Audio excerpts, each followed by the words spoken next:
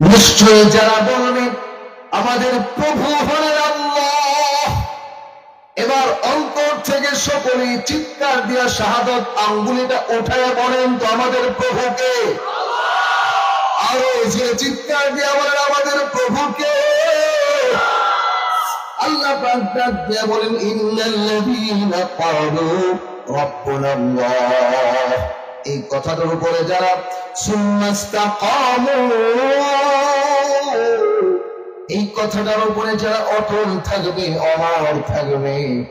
ও মুসলমান ভাই, এতক্ষণ আলোচনার মূল নির্যাস হলো জুলুম নির্যাতন যতই আসুক, যতই ঝড় তুফান আসুক না কেন, আল্লাহ বলেন সুম্মাস্তাকামু, যারা অনড় থাকবে, অটল থাকবে, ইস্তিকামত থাকবে, তাদের জন্য পুরস্কার কি?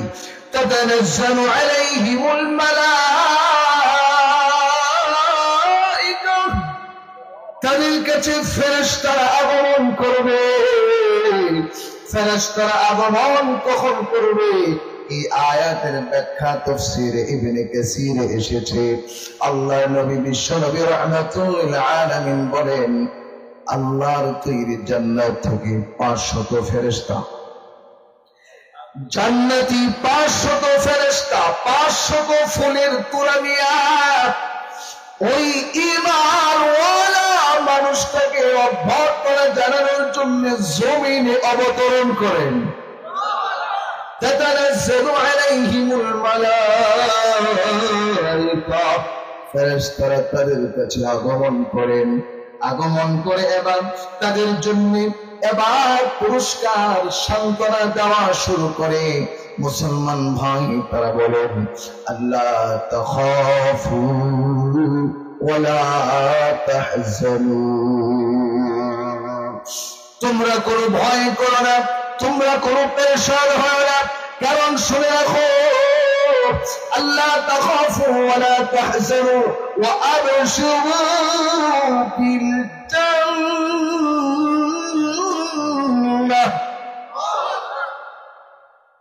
ওয়া আবশিরু বিল জান্নাতি আল্লাতী কুনতুম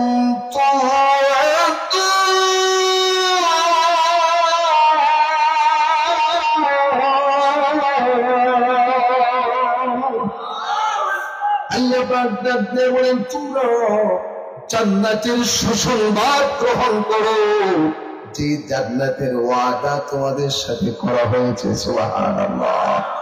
আমরা কি সেই জান্নাতে ঢুকতে চাই? কে কে জান্নাতে ঢুকতে চায়? নারাও তাকবীর।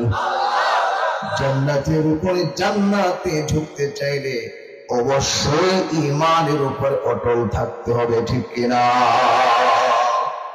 ও মুসলমান ভাই, উলামায়ে কেরাম আলোচনা করবেন। প্রধান বক্তা রয়ে গিয়েছেন, প্রধান অতিথি মাওলানা হাফেজ মহিউদ্দিন খান সাহেব এসে গিয়েছেন, কথা বলবেন। সর্বশেষ আমার একটা কথা, আমরা কোরআনের জন্য, ইসলামের জন্য আমরা জীবন দিতে রাজি আছি, ঠিক কিনা? ঠিক কিনা?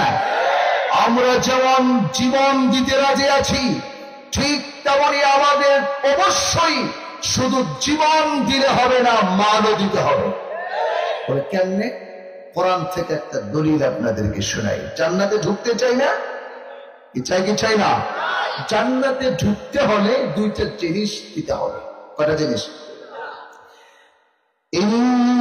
ইন্নাল্লাহা আশতারা মিনাল মুমিনিনা আনফুসাহুম ওয়া আমওয়ালাহুম বিআন্না লাহুমুল জান্নাহ। আল্লাহ পাক বলেন, একটা সূক্ষ্ম একটা তথ্য বলি, শুনেন। এখানে মনোযোগ দিয়ে তথ্যটা শুনতে হবে। ইন্নাল্লাহা আশতারা, নিশ্চয় আল্লাহ ক্রয় করে নিয়েছেন, মিনাল মুমিনিনা, মুমিনদের থেকে, আনফুসাহুম ওয়া আমওয়ালাহুম, তাদের জান এবং মাল, বিআন্না লাহুমুল জান্নাহ, তাদের বিনিময় দিয়েছেন জান্নাত। এখানে বলুন তো, মুমিনদের থেকে জান এবং মাল কিনে নিয়েছেন আল্লাহ, তাহলে এখানে আল্লাহ হলেন ক্রেতা। আল্লাহ কি? জোরে বলেন। আর আমরা হলাম, জোরে বলতে হবে, আমরা হলাম বিক্রেতা, আল্লাহ হলেন ক্রেতা। আচ্ছা বলুন তো দেখি, আপনার কাছে টাকার মূল্য বেশি নাকি পণ্যের মূল্য বেশি? হ্যাঁ বলেন না। পণ্যের মূল্য বেশি। বলে কেন? পকেটে টাকা আছে, পকেটে টাকা আছে, কিন্তু ঘরে চাউল নেই, টাকা খাওয়া যাবে তো? তো টাকা দিয়ে কি কিনতে হবে? পণ্য কিনে ঘরে আনতে হবে। তার মানে টাকা আছে ঠিক, কিন্তু টাকায় আমার কাজ হলো না, লাগলো কি? পণ্য। এই জন্য টাকার চাইতে পণ্যের মূল্য আমাদের কাছে বেশি। তা আমি বাজারে গেলাম চাউল কিনতে, তাহলে আমি হলাম ক্রেতা। টাকা আছে ঠিক, কিন্তু আমি টাকার পরিবর্তে আমার পণ্যের মূল্য, তার প্রতি আমার জরুরত, প্রয়োজনটা বেশি। এখানে খেয়াল করেন, আল্লাহ হলেন ক্রেতা। আল্লাহ কি?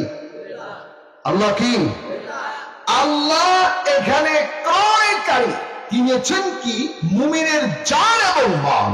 আল্লাহ বুঝাইতে চাইলেন, বান্দা শুনে রাখ, তোর কাছে যে জান এবং মাল আছে, এই জান এবং মালের আমার কাছে এত দাম, জান্নাতেও এত দাম না।